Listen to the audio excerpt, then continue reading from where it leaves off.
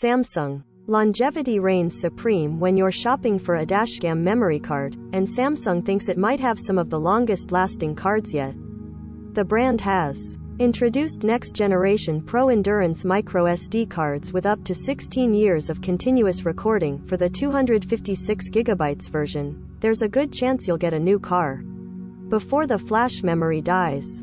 Lower capacity cards won't last as long. The 128GB model lasts just 8 years, but this should still help you avoid frequent. For context, Samsung's previous lineup typically peaked at 5 years. That's considered better than average in a field where 2 to 4 years of non-stop recording is commonplace. All cards can read at speeds up to 100 megabytes per second and write at 30 megabytes per second or better, so you shouldn't have trouble capturing 1080p or 4K footage. Samsung also bills the cards as resistant to drops, magnets, water, extreme temperatures and X-rays.